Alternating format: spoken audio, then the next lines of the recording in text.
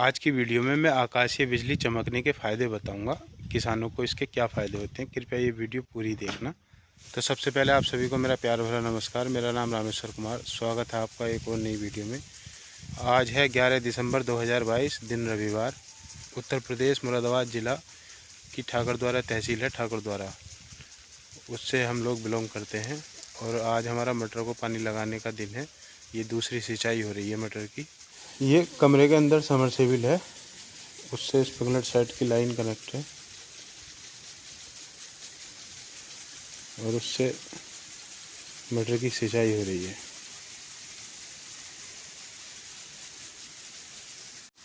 इस खेत पर मटर सिंचाई का दूसरा दिन है। स्प्रिंकलर सेट से सिंचाई कर रहे हैं और समरसेबिल चल रही है। स्प्रिंकलर सेट चला रहे हैं समरसेबिल से, बिजली से। इसमें कोई डीजल का खर्च नहीं आ रहा।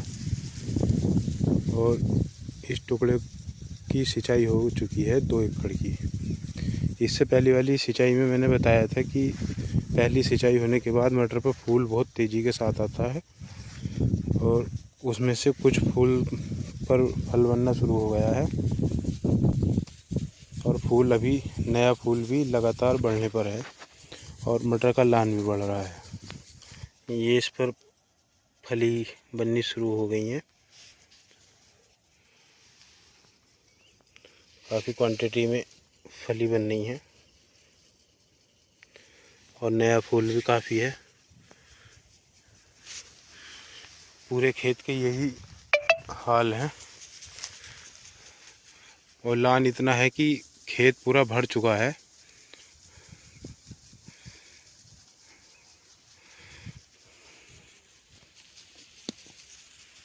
बरसाती धान अक्टूबर में कट जाता है, तो उसके बाद हमने ये मटर बोई थी।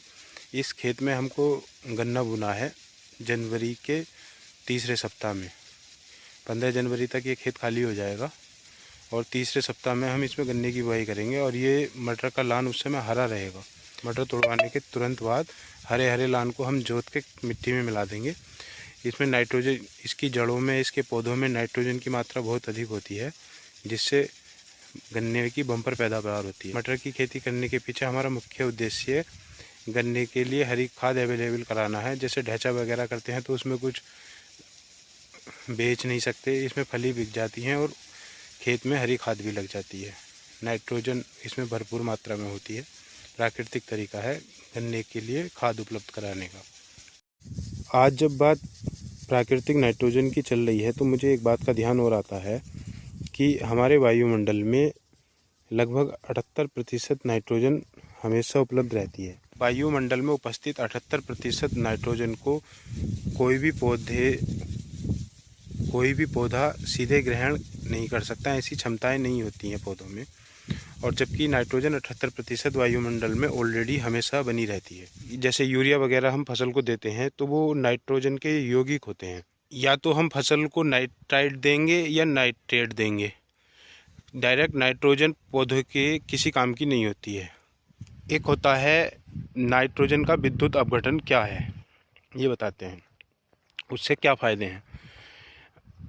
आपने अगर कभी ध्यान दिया हो तो जो बरसात का मौसम चलता है, जब आकाश में बिजली तड़कती है, तो अगर कोई वर्षा बिजली तड़कने के साथ हुई है तो उस वर्षा के बाद हरियाली बहुत तेज़ी के साथ बढ़ जाती है। चाहे पेड़ पौधे हों, चाहे किसान की फसल हो, कुछ भी हो, तो सब में बहुत अच्छी हरियाली आ जाती है। तो उसके पीछे लॉजिक ये रहता है कि जैसे हमारे वायुमंडल में 78% नाइट्रोजन है, तो आकाशीय बिजली से उस 78% नाइट्रोजन का विद्युत अपघटन हो जाता है। वो विद्युत अपघटन होने के बाद नाइट्रोजन के यौगिकों में टूट जाती है, नाइट्रेट में या नाइट्राइड में। और वो वर्षा की बूंदों के साथ जब धरती पर पड़ती है तो पौधों को प्राकृतिक रूप से यूरिया लग जाता है। तो कुदरत की कोई भी चीज़ बेकार नहीं होती। पौधों को और किसानों की फसलों को भी कह सकते हैं, ये कुदरती व्यवस्था है पेड़ पौधों को यूरिया लगाने की। ये ईश्वर रचित हो गया।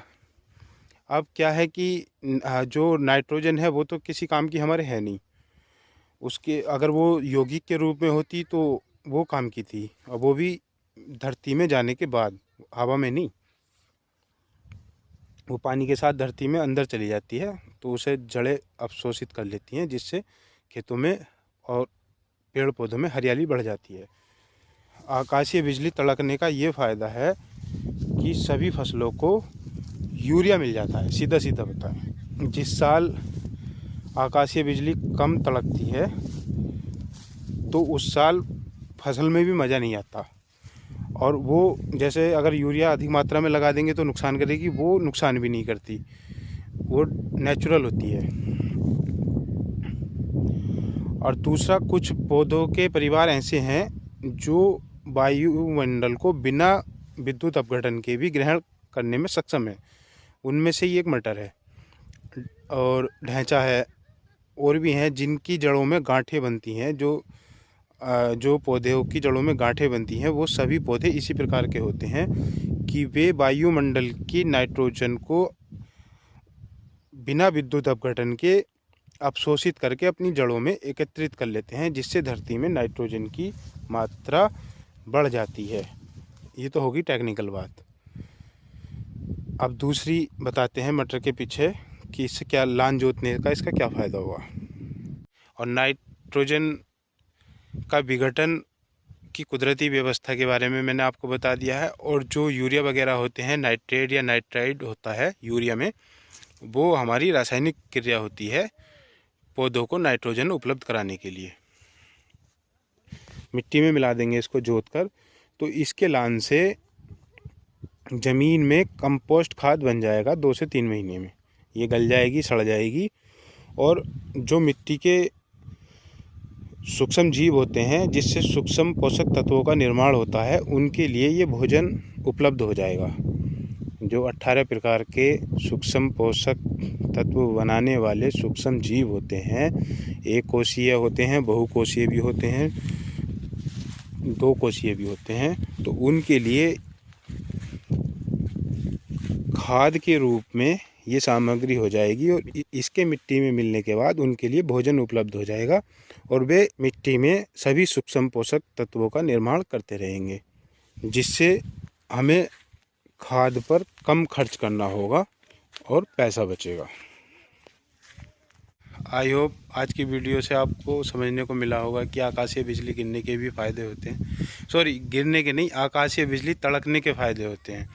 आकाशीय बिजली चमकने के फ़ायदे होते हैं। गिरने से तो नुकसान ही होता है, लेकिन अगर गिरे ना, केवल आकाश में चमके, तो उसके भी फसलों में फ़ायदे होते हैं और फसलों की पैदावार बढ़ती है। कुदरत की कोई चीज़ बेकार नहीं है। अगर इस वीडियो से कुछ नया जानने को मिला हो, या आपको ये जानकारी पहले से हो, तो हमारी वीडियो को लाइक करें, चैनल को सब्सक्राइब करें। वीडियो में अंत तक बने रहने के लिए धन्यवाद। आपका दिन शुभ हो। नमस्कार।